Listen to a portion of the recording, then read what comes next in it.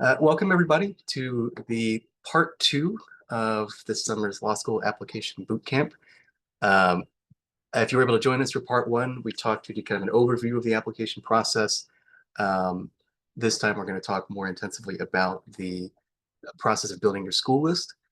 I'm Alex Jablonski. My name is Alex Jablonski. I'm the Assistant Director for Pre-Law and Pre-Graduate Advising at Cornell Career Services. Also joined by Dana Nowakowski, who works with me in the central office. You'll learn more about the whole network of our pre-law advisors here in just a minute. So our series this summer is meant to give you sort of a total overview, walkthrough of the law school application process, as well as kind of take you step by step through building, particularly the narrative essays in your applications, but the materials as a whole. We had our first session at the beginning of June. Part two is today and tomorrow. You can attend either one. They'll be the same, roughly the same. If you weren't able to attend the first one, I have the materials. I'm happy to send them to you. We're intending to get the recordings and the materials posted to the website, hopefully in the next couple of weeks. We're working on video hosting, but as soon as that's available, I'll send out a notification. But I want you to have these, so if you want them in advance, please let me know. These slides I will send to you after tomorrow's session. So once we do the two sessions, I'll send the slides out to everybody that participated, as well as some of the handouts that we're going to talk about later in the presentation. So it's a lot of information to get through. I'm going to try to do it in an hour. Don't feel like you have to get it all down. The main purpose of this is to introduce you to a lot of that information, give you a reference you can come back to, and crucially, to introduce you to our team so that you know who you have in your corner as you're going through the application process. So we're going to talk briefly, a recap from the last session about just our resources and pre-law advising at Cornell. Then we're going to go through the process of building the school list, talk a lot about where you can get good information to research schools, how to organize that information, and then we'll turn to the end and talk about outlining essays, building on some of the brainstorming work that we talked about in the first session. But you don't have to have done that work or know about it to get something out of the latter portion of today's session. So first off, pre-law advising, you're fortunate as a Cornell student or alum to have access to a great pre-law advisory network here on campus. As I mentioned, Dana and I work in the central office, so we're situated in Barnes Hall, if you remember campus. We serve all students and alumni, and then there are pre-law advisors designated in most of our colleges. You can see them listed here. The QR code will take you to a full listing of our team. You can make appointments. We are here both to help you explore. Exploration is a big part of the pre-law process. So develop a plan, take stock of what you're learning, practice your networking skills, figure out whether the pre-law path and law school is right for you. And then, of course, as you get closer to applying to law school, helping you through the application process. And that's a lot of what we're going to talk about right now. But I don't want to overlook the extent to which we are happy to work with you if you're still not sure whether or not applying to law school is the right path. That exploration piece is just as important as putting together strong application materials. As I mentioned, Dana and I are situated in the central office. So that is in Barnes Hall. We serve everybody. Here's a kind of an overview of a lot of the resources that we provide. We manage many of the campus-wide online resources, and we're a full service career shop. So you can come in and talk about any aspect of career exploration, preparation, including preparation for applying to law school. We manage the Career Development Toolkit.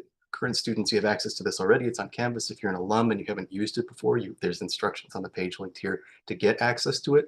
And that provides a lot of online modules. We're walking through various aspects of the career development process, including pre-law.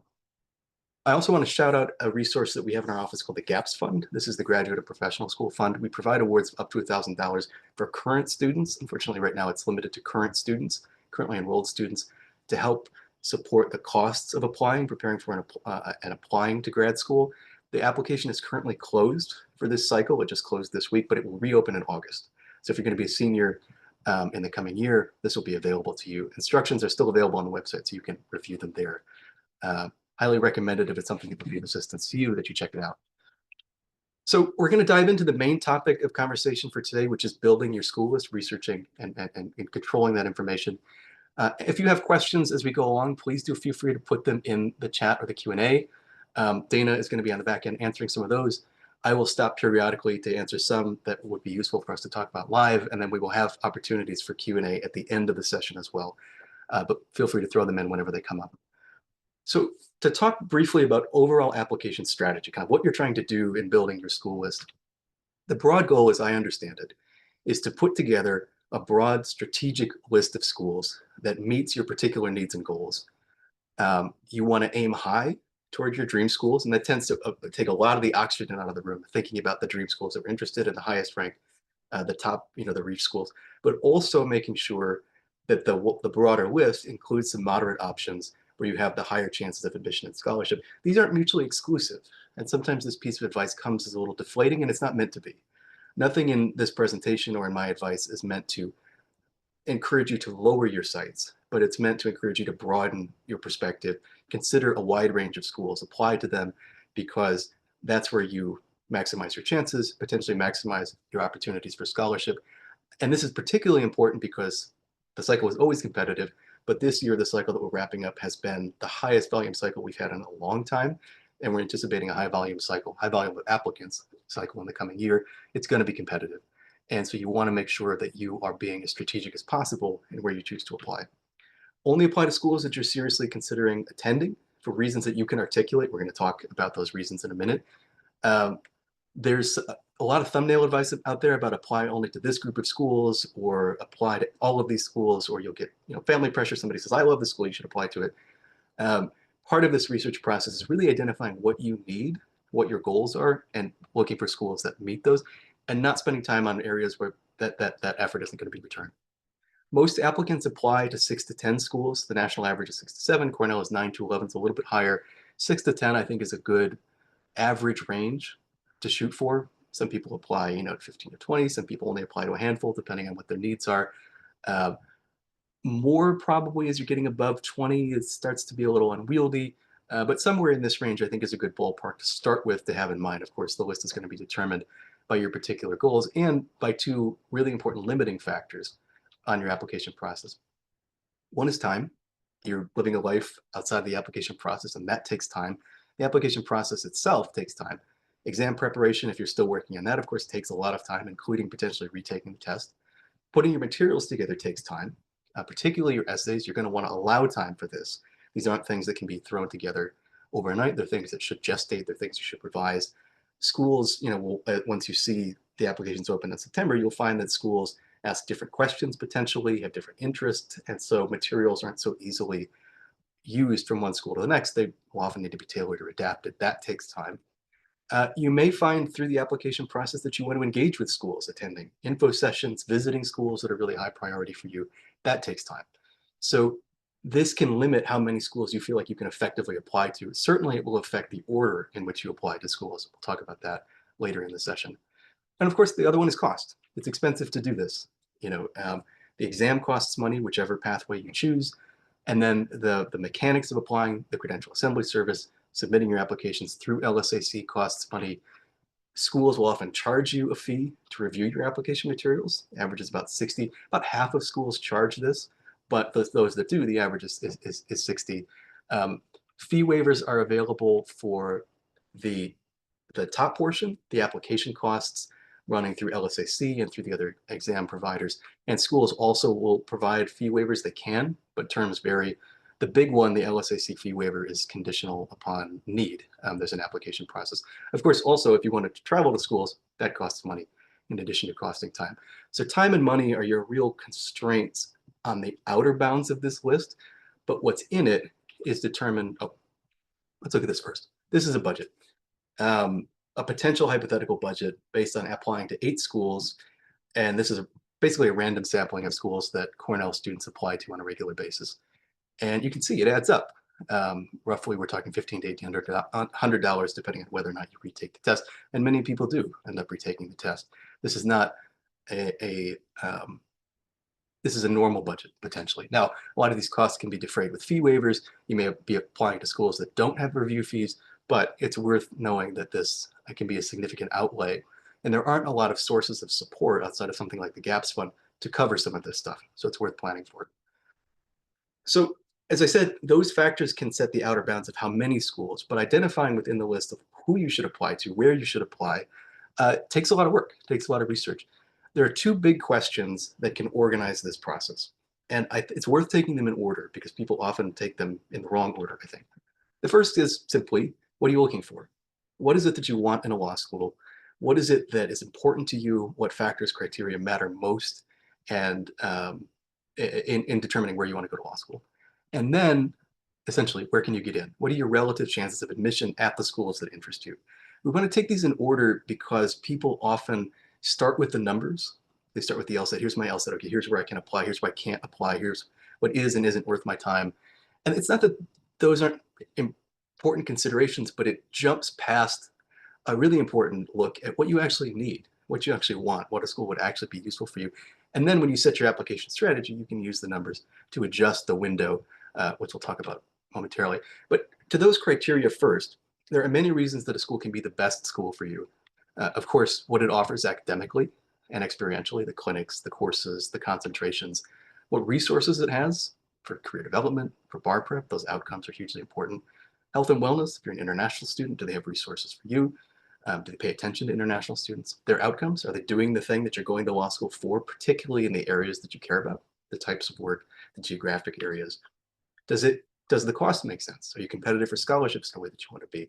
Do they have loan repayment assistance programs, potentially if you're going into something like public interest? What is the cost going to look like? Is it going to be cost effective for you to go to a particular school based on your interest? Is it where you want to be? Are they connected to employers that you want to work with? Is the environment somewhere that you want to be, where you want to spend 3 intensive years, 4 intensive years if you're going part-time? Does it have community aspects, cultural aspect, and atmosphere that you like? Do you like the building? Do you like being in the space?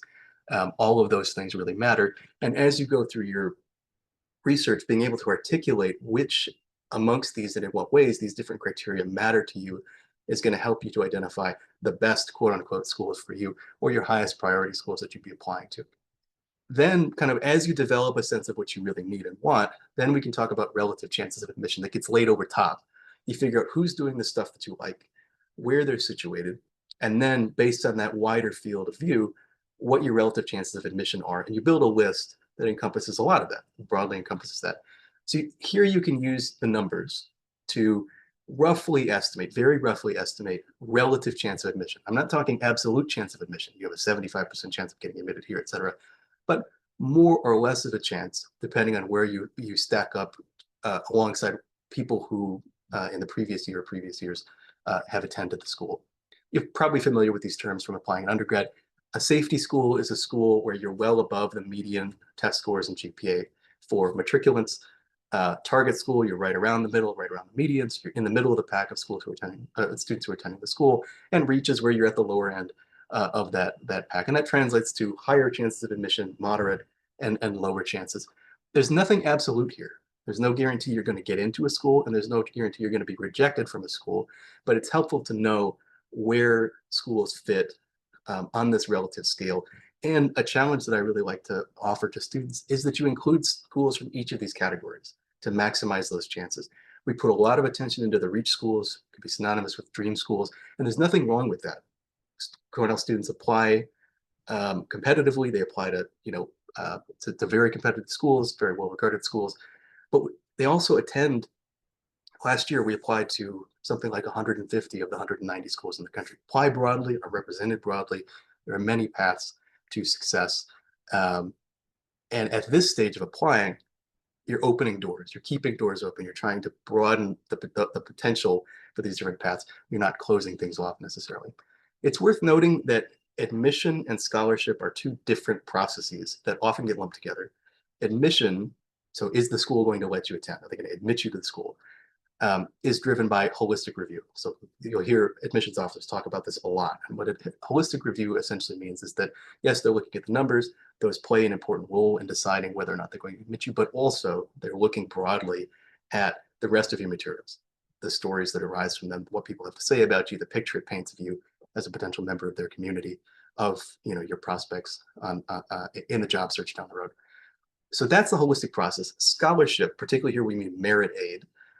That's an aid, an award that would be given to an applicant to entice them to come to the school, is very numbers driven. Schools will be more or less transparent about this, but tends to be driven very much by the numbers, because those numbers have a role to play in the rankings of the schools. So we'll talk about rankings in a minute. It's worth knowing that. Admission is holistic. Scholarships, not so much. It depends on the scholarship. There are some special awards where it's less so, but merit aid traditionally is more of a numbers-driven game. So that's why we say for a reach school where you may have a lower chance of admission, it also comes potentially with a lower chance of scholarship because you may be off the numbers potentially that they're looking for. Okay. Any questions that have come in so far? We're going to stop periodically if there's anything that we should address. Please feel free. Okay. So where do you get information, good information on these different areas? There's a lot of it out there. We're actually really fortunate in this space to have so much information, but it can also be very daunting. And it can be very daunting to sort through, to know what's worth your time, just to get it all organized, to know what's trustworthy. We're going to go through different categories of information. All of them are useful. All of them have a role to play. We're going to talk about how they can contribute to one or both of those questions. What are you interested in? What are your relative chances of admission? First, of course, are what we might consider, I'm trained as a historian, so this language of primary sources makes sense to me. This is information that comes right from law schools. Secondary sources would come from services that collect that information. They might aggregate it. They might give you a way to better visualize it or compare schools. Applicant reported sources. These are sources that applicants themselves, information applicants provide. Often it's anonymous, but not always. And then other helpful sources. So I have a few in here that are just useful for the broader picture of legal education and sort of planning your pathway. To the primary sources, the first is the law schools. They put a lot of work into advertising themselves, and they put a lot of that information up on the website. So the website is often the first place you can go to get some good information about what a school does and what it includes. Everything from their admission policies to a lot of that criteria that we mentioned. Academics, what do they have? What do they put their emphasis on? Where do they put their money? What resources do they have for you to study, but also to support you? What do they have in terms of like actual hands-on training you can do, clinics and practica? This is language that I've pulled here that you would commonly see on the website. So these are things you can search for. These are often organized by these kind of section titles. So you can find them all. Every website is different. Some of them are more or less easy to navigate, but you should be able to find this kind of information on most websites. And it's a great place to start, is reading through and trying to just see, like, what does the school have that excites me, that I'm interested in? Why might I want to go there or not? What am I not seeing? They also do lots of events, admissions events. So these are opportunities to visit, sit in on classes, hear from officers, current students, faculty, virtual or in person. Some good examples, you can always usually make an appointment with an admissions office. You can meet with an admissions officer, you can visit the school, maybe get a tour. They also do some more structured programming like open houses. For students who are admitted later in the cycle, you may have an admitted students day where they invite you to campus for some programming. LSAC, the Law School Admission Council, which is the overarching organization that manages law school admissions, organizes a number of forums throughout the year. A couple are virtual, but there are also big in-person ones around the country throughout the year. These are great to attend if it's feasible for you. Lots of law schools attend and table at those. And then Cornell also hosts one of these on our own. It's not a LSAC forum, but it's our law school fair. This year, it's going to be October 7th, 9 to noon. You will get lots of advertising about this as we get closer to it. We're very excited, but we anticipate having somewhere in the neighborhood of 50 to 60 schools attending and tabling in Duffield on October 7th. So keep an eye out for that. The next source, primary source text, you'll hear referenced a lot, and that I use a lot in advising, are the American Bar Association reports. So law schools, as a part of their accreditation requirements, have to provide a lot of information to the American Bar Association every year. And a lot of that gets publicized in these three reports that are really crucial for people who are researching law schools. We're going to go through them step by step.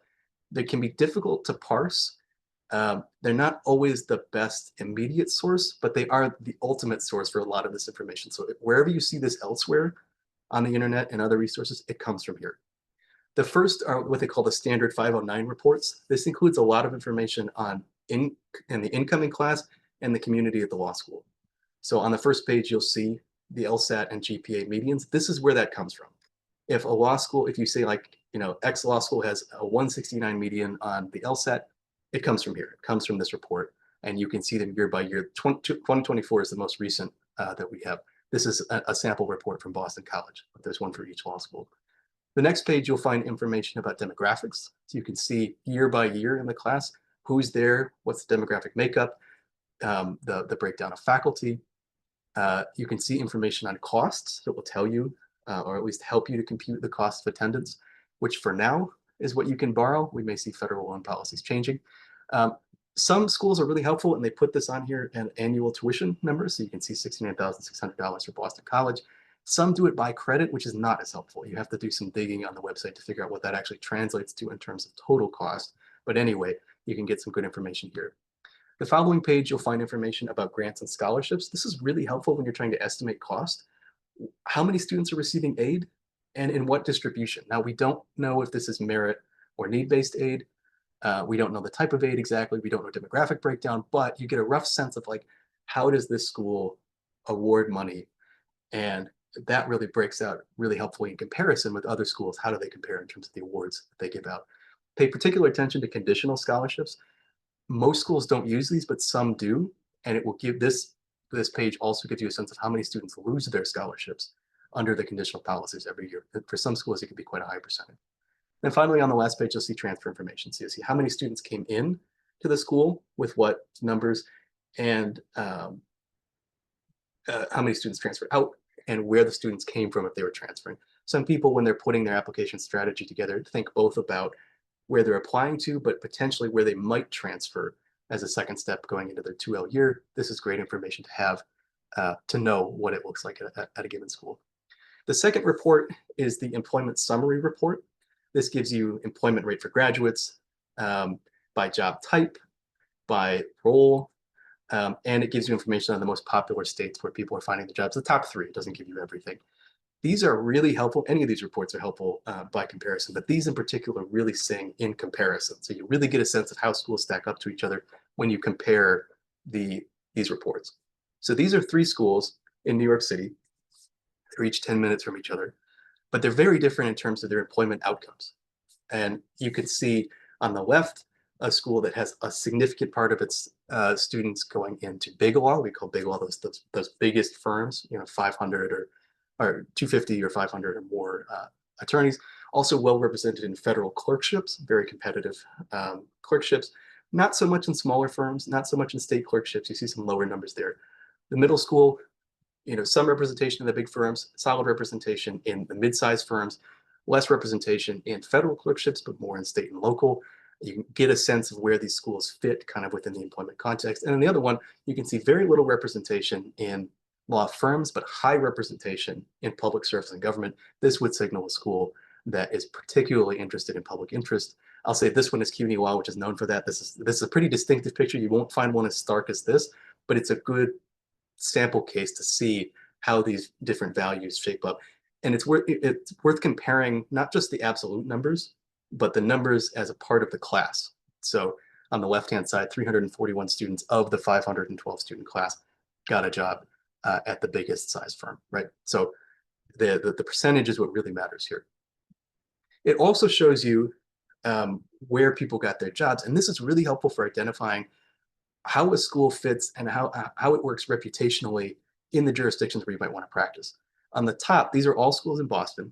They're all 20 minutes from each other, but their employment profile looks very different and where they're sending graduates looks very different. And in fact, the top one you can see doesn't even send, Massachusetts isn't even in the top 3 states. This is a big school that is sending students to the largest legal markets in the country, regardless of where the school itself is situated. And then as you go down, you'll see that the focus becomes more local. So the mid school there is Massachusetts predominant, but those large legal markets are secondary and there's a good share. And then the bottom one is very local, very, very Massachusetts, or insert X state here, and then some going to neighboring states. New York here, of course, still being the largest legal market, but Rhode Island being second suggests to us that this is a very local school. And that's not always a bad thing. You may be looking locally. You may want employment locally. You may be interested in particular communities where that local focus is a real asset. You may also be looking for a school where you want a degree that's more portable among jurisdictions, among the biggest jurisdictions. You can find that information here. They also have bar passage reports. This is just helpful to identify both initial bar passage, the first time a graduate took it, and then ultimate bar passage, so 2 years out, what percentage of the class passed the bar in jurisdictions that matter to you. So that's helpful. You can ask schools for more specific information. Typically, it's not going to give you all of the jurisdictions where people attempted the bar, but because the bars are different, because the bar admissions processes are different state to state. If you're going to school in California, but you want to practice in New York, bar pass rate in California doesn't matter so much to you as what the school can do for you in terms of passing the bar in New York, what resources they have. That's always a question worth asking. So this is UCLA, for example. You can see California and New York. UCLA has that kind of similar kind of national profile to some of the other schools.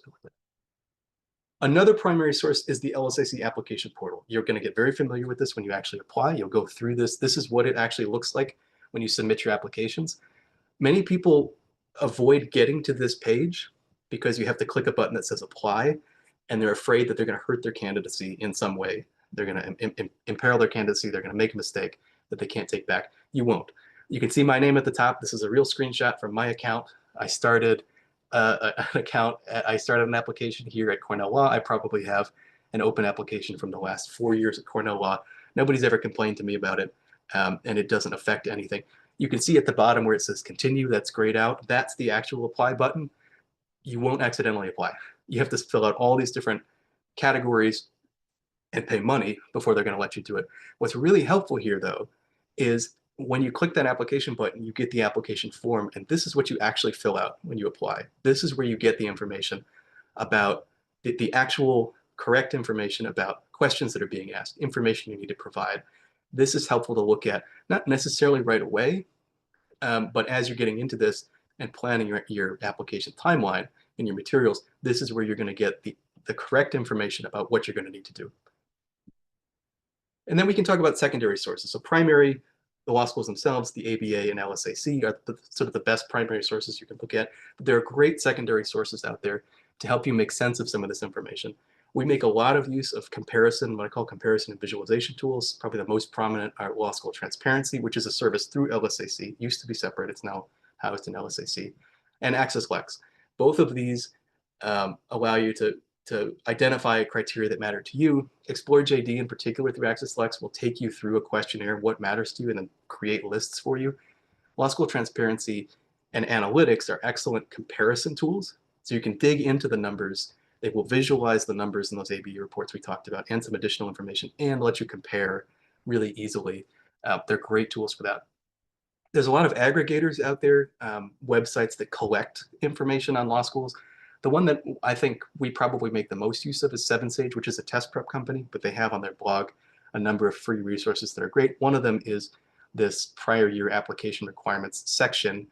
It's worth noting this is past year. They collect the questions, the other requirements, interview questions even from schools in the previous year. So they're not guaranteed to be up to date. But it's really worth looking through because it's not like everything's going to change totally year to year, but there may be some adjustments. Really helpful here, though, to dig in and see what you're going to need to be doing for your applications. And then there are rankings, and I want to talk about rankings just for a minute.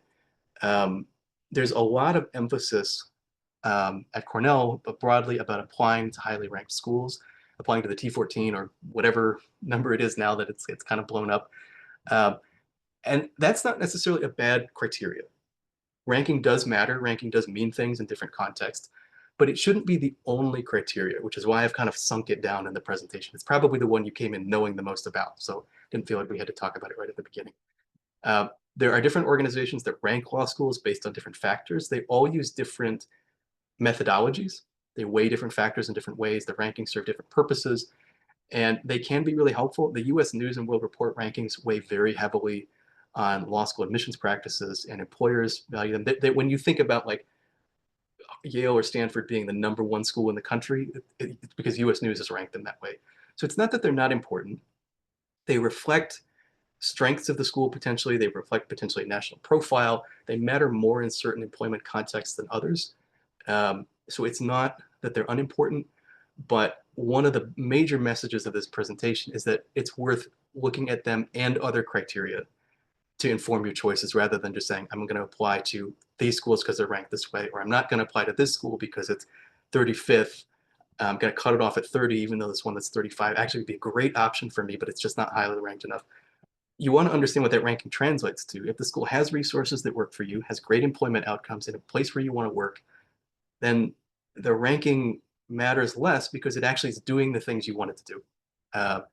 And it's worth not overlooking a school like that simply because of where the rankings is. They fluctuate a lot every year.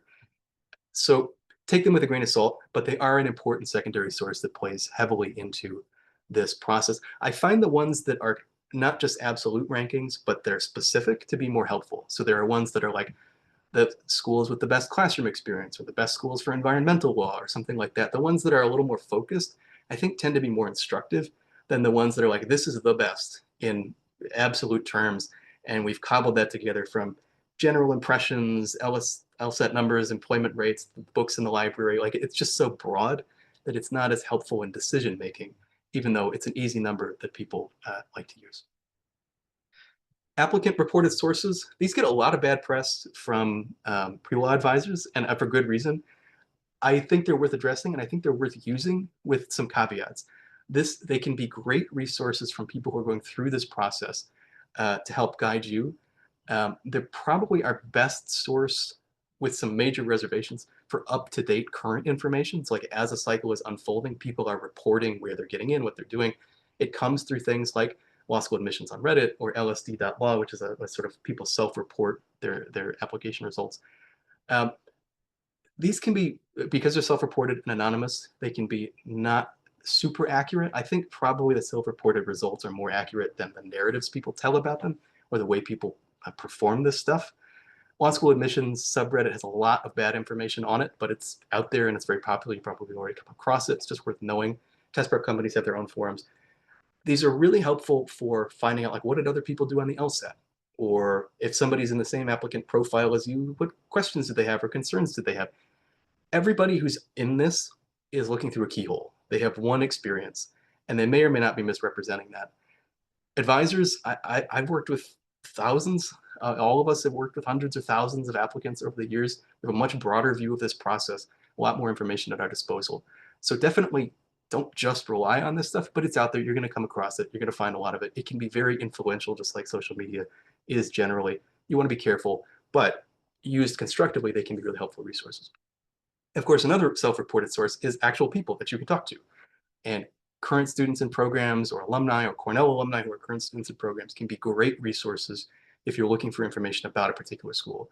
You find somebody with an interest that you share and they're at a school you're considering. You ask them, what do you think? Or they graduated from it. They're working in an area where you think you want to work. You ask them, how did that go? Did they have good supports for you as you were trying to do this thing?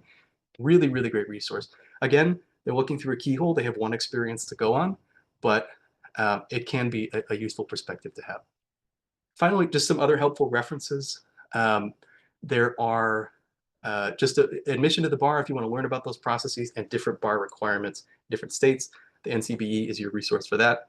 NALP is the standard resource if you're looking for job information, employment numbers from an industry perspective, not from a law school perspective. Vault is a resource that you have access to through Cornell that includes a lot of great information, particularly about law firms, comparing law firms. So you might want to know that. And then Access Lex, they feature prominently throughout this whole workshop. There's a lot of great information related to financing law school, including the Scholarship Data Bank, which is external scholarships, pathways directory. There's a loan calculator. They do free financial counseling. You can call them for free and they will talk to you about your loans, about scholarships. They're a great resource. Okay, let's pause there. That was a lot of information. Are there questions to address live? I think Angela DeMarco has her hand raised. Sure. Angelina, could you put that in the chat? What your question is? Dana, are there any others? Well, well, there was one that I addressed, which I think may be good to talk about. Sure. It was one about splitters and how you should think about looking at LSAT versus GPA at a school's median. Yeah, that's a great question. Great question, yeah. Yeah, and I'll add in kind of my two thoughts there. Generally, being at or above one of the numbers puts you in a much, much stronger position than being below both. And sometimes when you're a splitter, you're in either position. Schools have different practices in this regard, how splitter friendly they are or not. You can kind of detect a little bit of that in the 509 reports by how wide the spread is between their 20th, 50th, and 75th percentiles.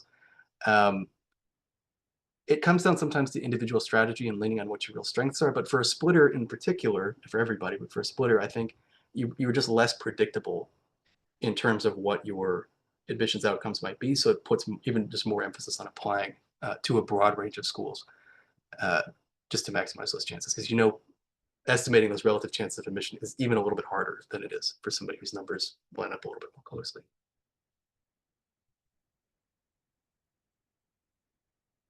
Any other questions for now?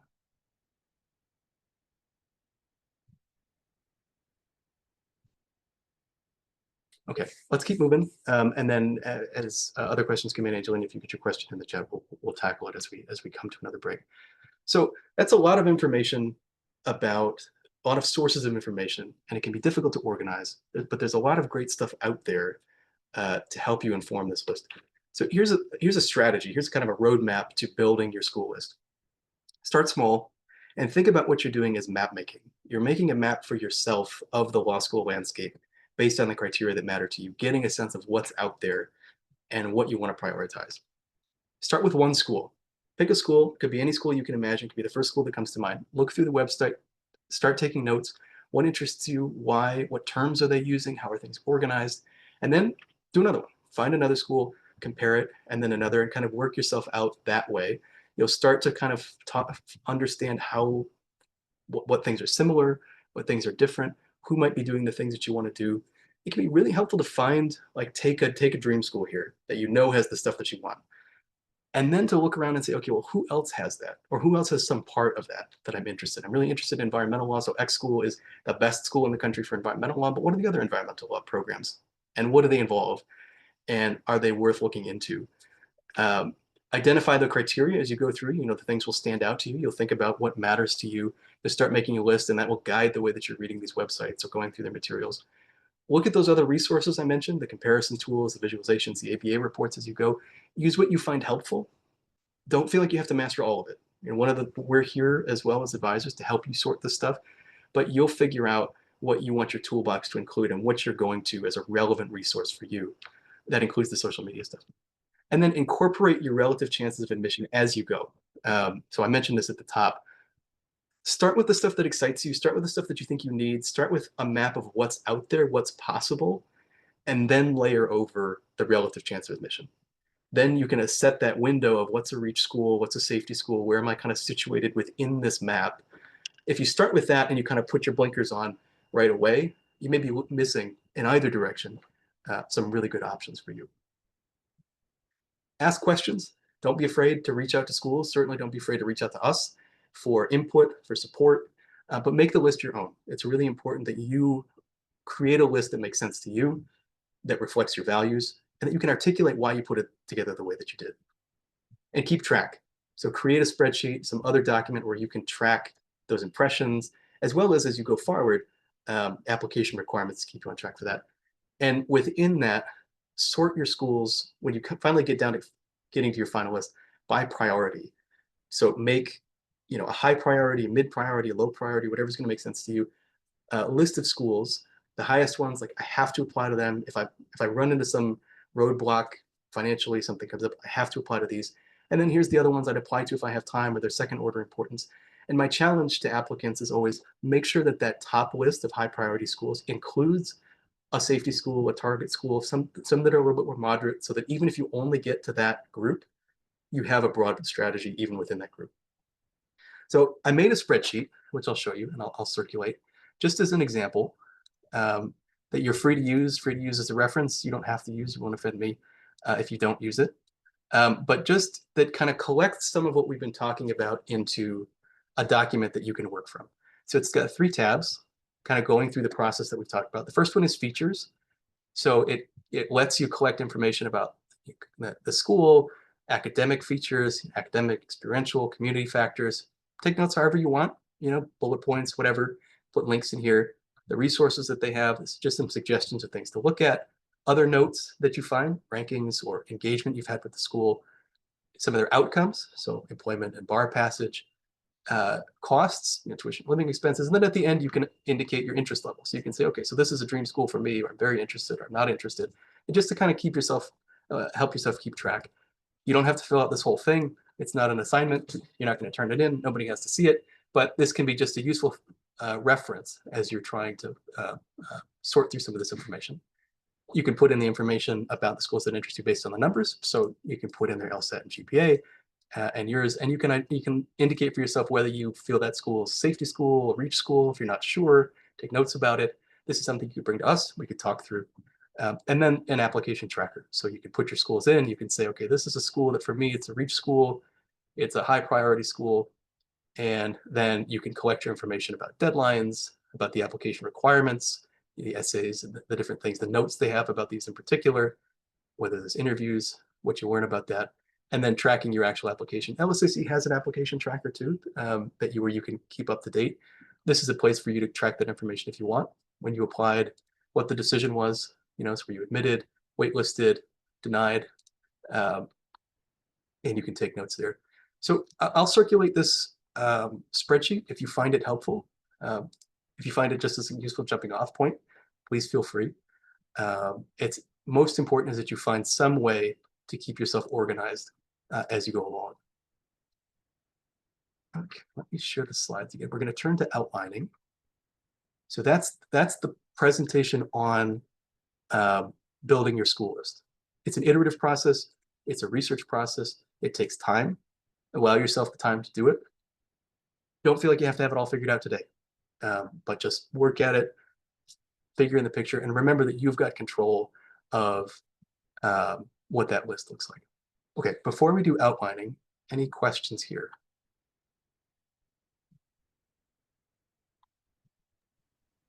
No, just someone asked if the spreadsheet would be sent out, and Yes. I said yes. Yep.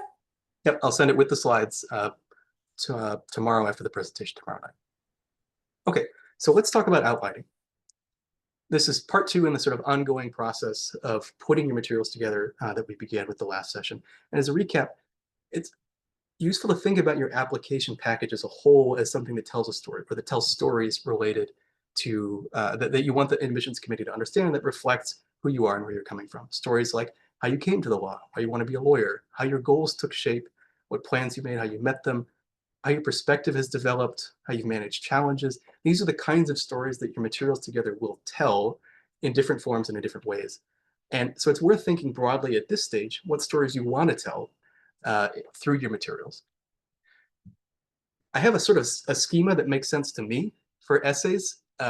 It may not be useful to you, that's fine. But this is a way for me to make sense. If it's useful to you, use it. If it's not, that's okay. I think of the essays that students write, or the pieces of written material that you put into an application, come, I think, in 2 forms, other than like the resume. One is narrative essays. And this is, I think, what we think of most often when we think of application essays.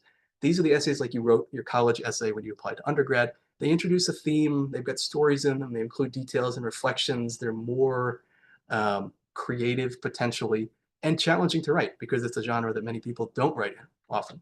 They typically respond to prompts that are open-ended, and they crucially leave space in them for growth, change over time. That's sort of the essence of a story, something happening, developing over time that you're trying to showcase for somebody.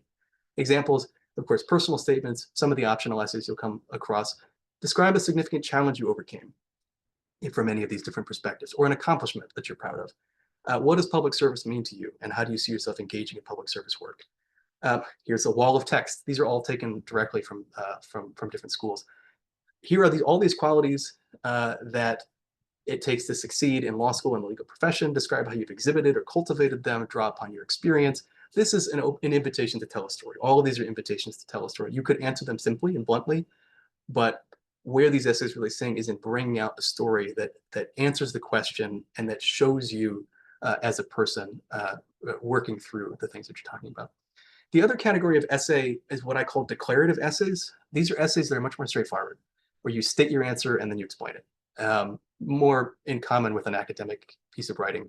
These come from prompts that are more pointed or specific, or just simply informational. Just give us this information. Okay, here's the information.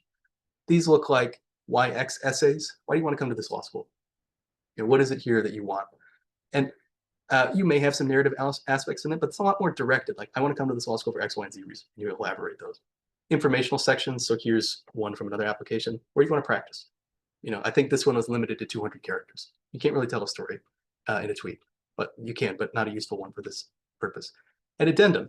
What do you want us to know about your academic history or test scores? Some personal statements include this as a question. So, of course, a narrative might flow through there, but for traditional addendum where you have something you're trying to give context to, it's very straightforward and very clear about what you're trying to say. So the distinction between narrative and declarative essays is helpful, I think, insofar as getting us to like what a narrative essay is. Obviously, these things work back and forth. You can make a really powerful story by saying your point right up front as a strong, punchy opening.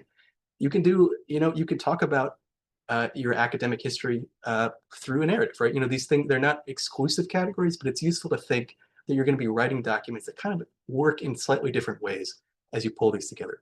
We're going to be talking primarily about narrative essays, and that's really what our focus is on in the outlining, because it's about outlining these stories. It's about putting stories together, and figuring out how to express something, sometimes without saying it directly, is hard.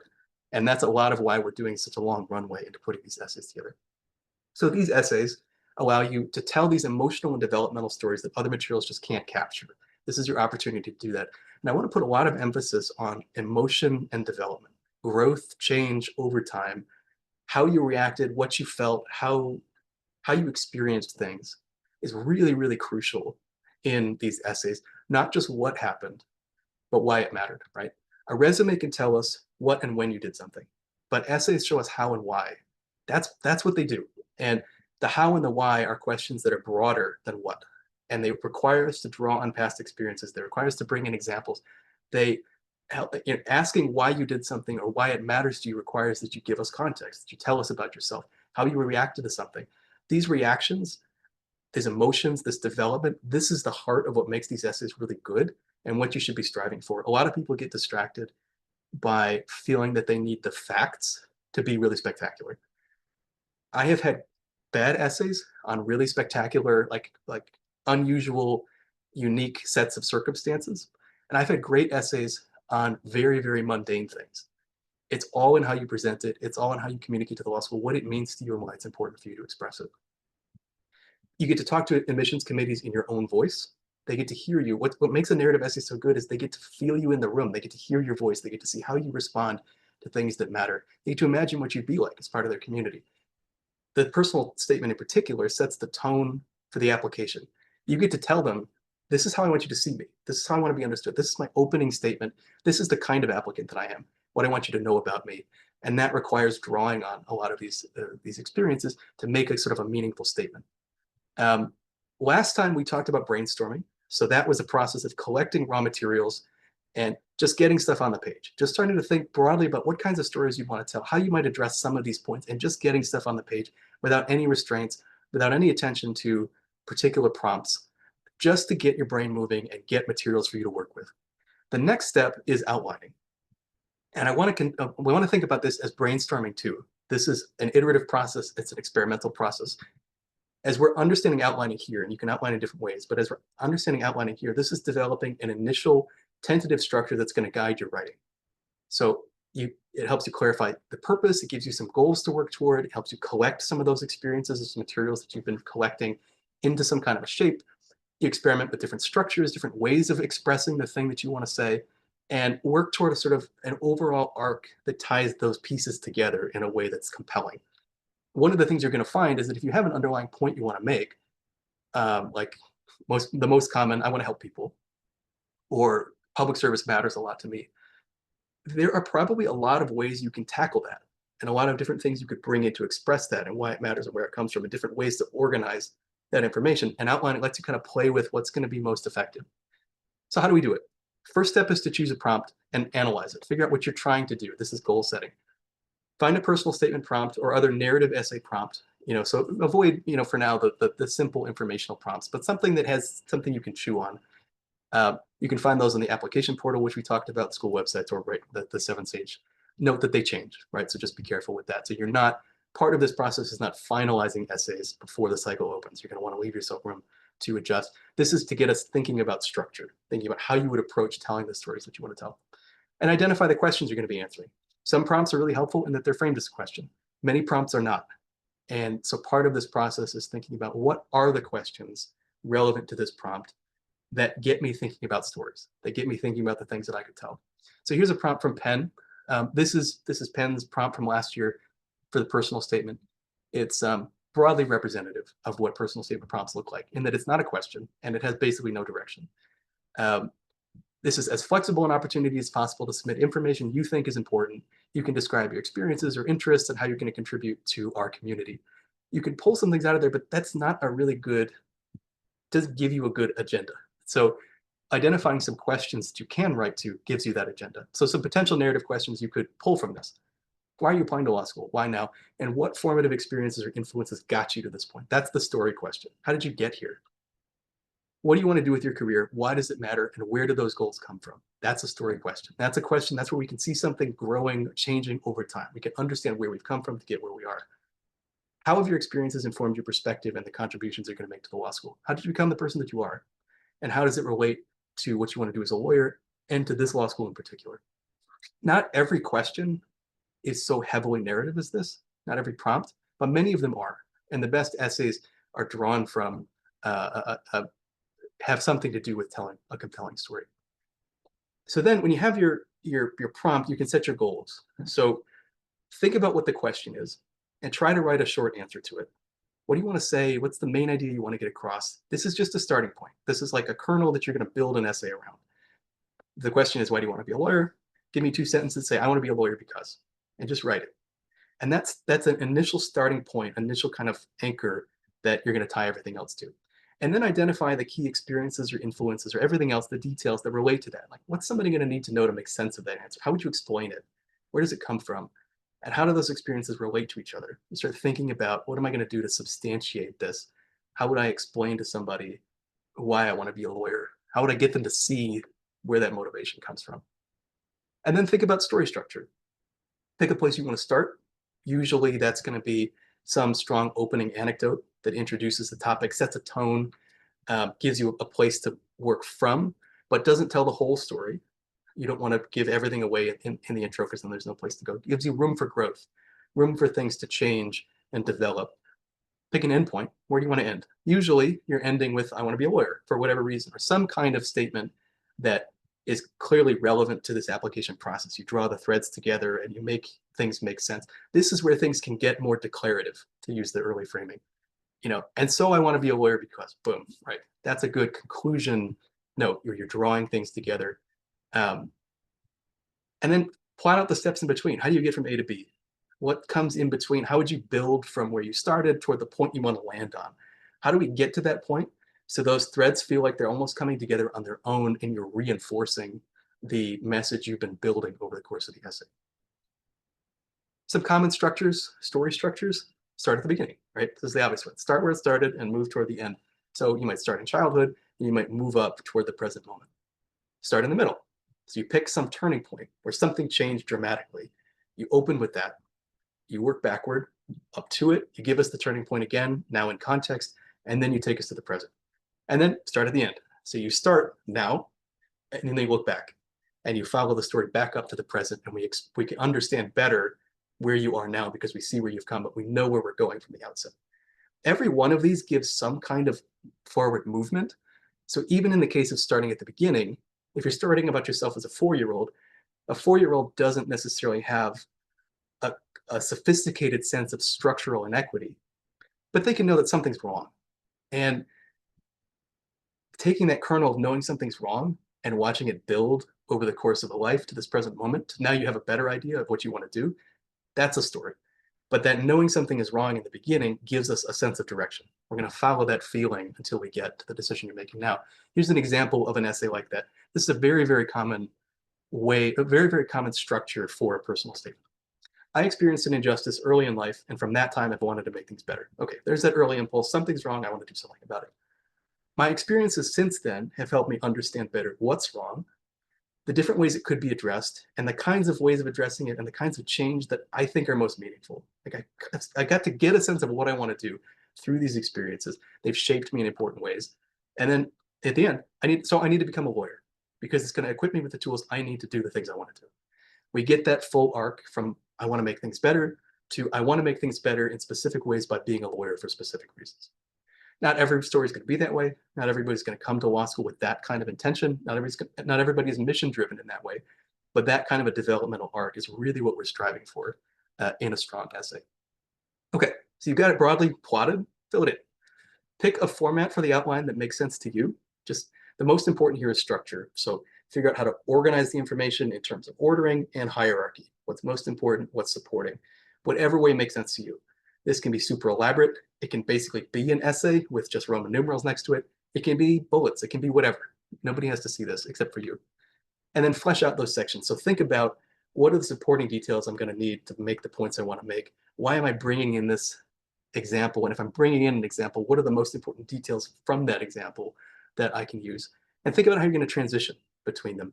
One of the things I really try to challenge students on is to find a way of transitioning through the essay that's not just chronological. Now, that doesn't mean it can't be organized chronologically, but if the main driver from paragraph to paragraph is, and then I did this, and then I did this, and then I did this, that's a very loose connection between different experiences because it's not foregrounding why we're talking about the next thing. It's not talking about what the next thing added. It's not concluding necessarily what the previous experience was about.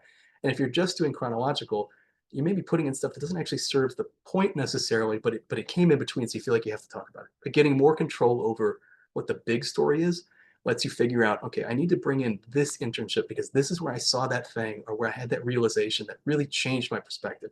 That's why I'm talking about it, not just because it came in this order, right? This you will figure out over time.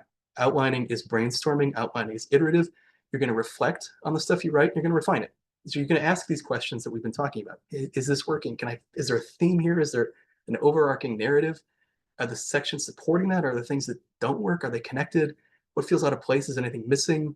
Thinking through what you've put together and how it's kind of answering the purpose. And the goal here is structure. The goal is not finished, polished, great prose. It's not even an essay at this point, but just some sense of like, I think this is how I want to tell the story. And these are the parts I have to include to make it make sense. That's what we're trying to get with an outline. And as you go, next time we're going to talk about drafting, you actually sort of put this into writing. You'll be going back and forth with the outline and back and forth with the draft. And it's an iterative kind of recursive process as you try to refine the story ultimately that you're trying to tell. Make adjustments as you go and save the things that you take out. Really, really key at every stage of this drafting process to not throw stuff out that might be useful and not limit yourself before you need to. We're not worried about length here. We're not worried about phrasing here. We're not worried about, we're thinking about specific prompts, but we're not writing the final essay yet. So if something you found, this doesn't fit here, but I felt like it was important to say, put it in another document, keep it, put it somewhere, because you may pull it back. Or you may find as you're going through the outline, I'm telling a different story than I thought. So the ending I had here doesn't make sense right now. I'm going to end at a different point, but that ending felt important before, so I'm going to keep it because I might come back to it for something. You're still collecting materials and you're just trying to organize them a little bit better than we had them in the brainstorming. Okay, so I had an outline activity that I want to show. Basically what I did was I just took those slides and put them into, here we go, a PDF. So it will just walk you through the steps that we talked about. So feel free, if this is something that would be useful to you, just kind of follow the process here, put an outline together. As it says here, and as I mentioned, it can be as simple or as elaborate as you like. It does not have to be, it's not an assignment. You're not turning it in. It's just a way that if you find it helpful to maybe start getting the wheels moving and really start to set some goals for what you're trying to achieve or what you're going to try to achieve with your materials. Okay, we are right at 1 o'clock, which is great, which means that we finished the presentation, but we will definitely take room for some questions. So let me pull the slides back up. If you have any feedback on this session or these sessions in general, would certainly invite you to fill out our survey. This is the first year that we've run this. We really hope it makes an impact for students and gives you some structure in the run-up to what is a really challenging process.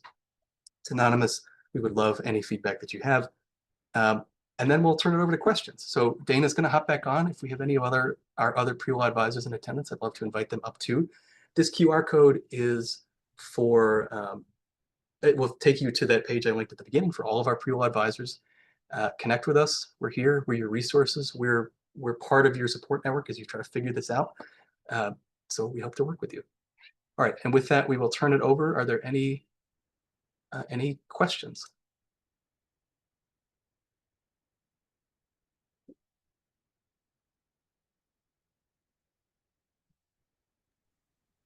Anything that we haven't yet addressed? No, I began to type this and then I tried to edit it and it went away. But just the question, which is really great, about is it common to use the same personal statement for multiple law schools? And when would you recommend us begin drafting our personal statement? Yeah, it is not uncommon to, yeah, you don't want to go in with the expectation that you're going to just reuse it verbatim, but you're going to be telling the same stories between different schools. You're going to be using some materials. They may be asking it in slightly different ways. So it's not like you have to reinvent the wheel every time, but be open to the idea that you're going to have to adjust. For the summer, as much prep work as you can do to get these pieces moving together and get a sense of what it is you're going to want to try to hit, the better you're going to be. Leave yourself room, though, in the application cycle post-September 1st to make adjustments, because you're not going to know 100% what those targets are going to be until they're actually released. So you don't want to go in thinking everything has to be finalized. Any prep work you can do now is going to be beneficial. These essays can be written during the fall. They can be written during the application cycle. You're going to do some part of that, but anything you can do now to get things moving is going to just serve the final product. One of our other pre-law advisors, Diane Miller from Arts and Sciences, has joined us for the Q&A, so I just want to give her a shout out, and I will, if we have other questions, invite her to join us in the conversation. There's one question that just came in. I don't know, Diane, if you wanted to address this one, if you felt comfortable. How do you be unique in your essay writing? It's a great question. Yeah. My opinion, if you're going to be unique, if you're really writing from your heart. Almost every admissions officer I've ever heard talk about the essays and the application materials, the number one thing they'll say is write from your heart. Don't try to get into the admissions committee's head as far as what you think they want to hear, because they're not looking to hear a particular something. They want to get to know you, what has influenced you in your life, what has motivated you. They're trying to get to know you better. So as long as you are genuine, then that's going to be unique. That's going to show through what you're passionate about, what you care about. That's all going to show through. So it's very much like be yourself. And I think that will shine through. I mean, I've really seen the gamut of what we would call what used to be called the personal statement prompt, or what was, the required essay prompt.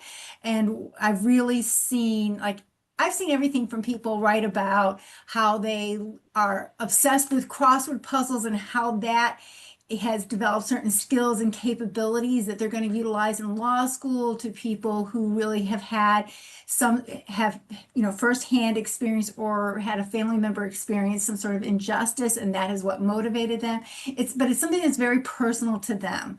The other comment that I hear a lot of admissions people say is, don't just tell us, show us. So that's where, again, that using that narrative process of, if there's been a particular experience that really shows them what you're trying to convey, that has more meaning than just saying, I really want to be a lawyer.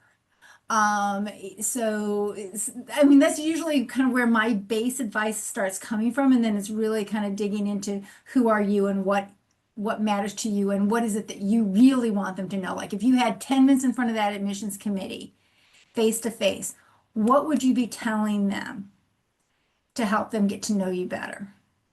And then figuring out how to put that in writing.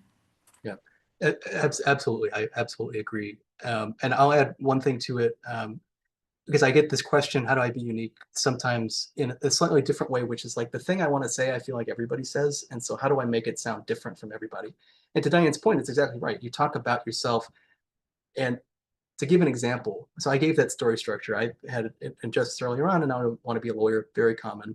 as a story, or I want to help people. It's like the most common answer we have. Like, I want to go. I want to go to law school. I want to go to law school because I want to help people.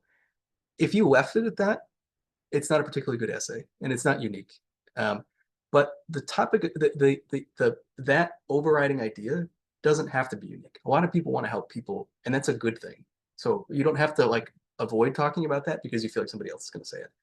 Where it becomes a good essay is when you talk about what kind of help, for whom, why, where does that come from for you? What does that mean? As soon as you start down that road, it becomes your essay. Nobody else can write that because where that motivation comes from and what it means to you is your experience. That's when we talk about that like emotional developmental narrative. That's what we're getting at. Nobody else can write that. Even if 75% of people are writing about wanting to help people, everybody's going to do it differently, hopefully. Another question, Dana, I see that you're typing, so I'll tackle the gap year one. Does a gap year or two count as interrupted study? What do you recommend people do during time off? And how should I structure the application process around this time off? A gap year in and of itself is an interrupted study. You finished. Well, it depends on when you took the gap year. If you actually took a leave of absence for a semester or a year, that is a gap. And so you could address that in an addendum. If you take a gap year post-grad, that's what we call a gap year. Whatever you do, it's just a matter of accounting for your time in a meaningful way. So being able to say what you did and why it mattered. If you have a 3-month gap in the resume, they may ask you about it. If you took a semester off, of course, they may want to know. Sometimes it's enough just to have it on the resume. I worked the job. Okay. Sometimes you may want to address it more directly. Just being able to account for the time is really key. If you are taking time off, so say you're going to be your rising senior and you're not going to be applying this year, but you're going to be applying later. The most important things I think I would tackle, and I'd be interested to hear the other members before graduation, will be making sure you're sorting out letters of recommendation. We're going to talk a lot about those at the next session, making sure you get those locked down, thinking about a plan for the LSAT, maybe taking it shortly after graduation, and figuring out what that plan for the gap year is going to be, when and how you fit your drafting and taking the exam and everything. It depends on kind of what you're going to be doing in that gap year.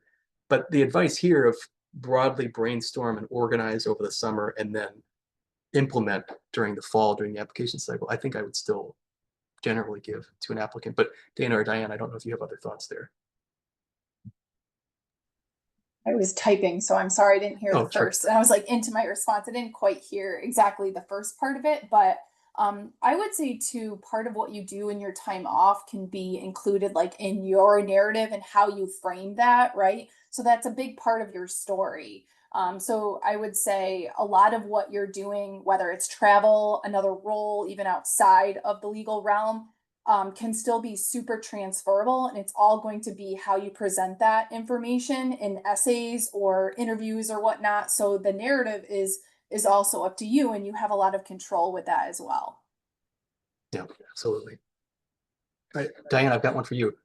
If you're a splitter with a high 99th percentile LSAT and a lower GPA, is there a higher weight on other materials such as the essay to prove credibility?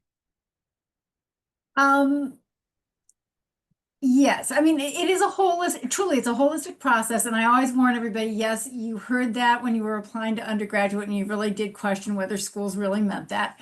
In the case of law schools, absolutely, they mean it.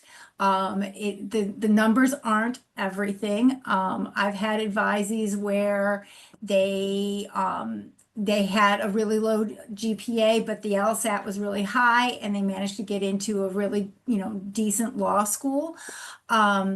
So, they are looking at all the pieces. Some ways that you can kind of help counterbalance what's going on with the GPA is by having some really strong academic letters of recommendation that can be really valuable. Consider, was there something going on that affected that GPA where an addendum would be really critical information to provide them insight into, geez, I had a really rough semester because of a particular, medical issue, or, COVID class experiences really affected how I, was counter to how I like to learn and able to learn materials, or, whatever it might be, but providing that explanation. And those addendums can also be ways where you can get some other details in about just what you drew upon within yourself, what allowed you to persevere and get over that hurdle GPA wise. You know, sometimes we kind of hit our stride late in college or after college happens, and being able to show kind of college isn't the only place to learn. So if it's, you know, again, I think it can tie heavily into that narrative in how you've developed as an individual and how you've learned and grown. So I don't think necessarily a low GPA is or a make or break, but it's how you address that in the rest of your materials can really help to balance that out a bit. Yep. I don't know if anybody has any other like insight on that one. I think you've got it. I mean, I think, you know, what they're concerned about with a low GPA is your ability to perform academically. And if you've got other ways to speak to that, other things you can emphasize that might allay some of that concern, that can be a way of addressing it. We'll talk about this with the drafting, but for me, it's really key that you don't apologize for that stuff. You always approach it from a developmental, a growth perspective, a confident perspective. I had some challenges and this is how I addressed them. This is what I learned, right? Rather than like, okay, yeah, I know my GPA is low. I'm sorry for that. I know it probably raises some concerns about me as an law school student, but if you start off on the back foot, it's just never going to come across as convincing as if you just own it and speak confidently about what you learned through those experiences. I was just Any- going to add quickly please, that GPA is also super subjective, right? So I talk to my students about how admissions is looking at the caliber of the institution, right? Your major. So all of those things go into consideration. So maybe what you consider is a lower GPA, but maybe you're a STEM major at Cornell, which is obviously an Ivy League institution, may hold more weight. So also knowing that they're taking a look at that holistically, as we love to say as well. Yep, excellent point. I've had former advisees where they were like, well, you know, I chose to double major in this humanities and then like chemistry or physics or something like that. And I knew that it was, you know, my GPA wasn't going to be as high. And so that's where a situation where I would say, you know, you write an addendum and you explain what your philosophy was about your own undergraduate education and why you made the educational choices you made. Because of what you wanted to get out of that educational experience. And I've had that work well for people where they didn't want to just try to find the easiest major they could do just to have a high GPA, but they really wanted to challenge themselves and they wanted the intellectual engagement that they wanted in their coursework. And that has a lot of power with admissions committees. First of all, there's some of these schools will have at least one faculty member who is sometimes reading these applications. And so again, that might really resonate with a faculty member who is reading an application. I know Yale will have at least one faculty member read an application. The other thing that I sometimes suggest to people is again, really thinking about what, where was I going with this? I don't remember, so I'm going to cut it there before I just hem and haw here. No, that's great though. Absolutely great advice. Any other last minute questions? Anything we haven't, Dana or Diane, anything we haven't touched on that you think would be useful?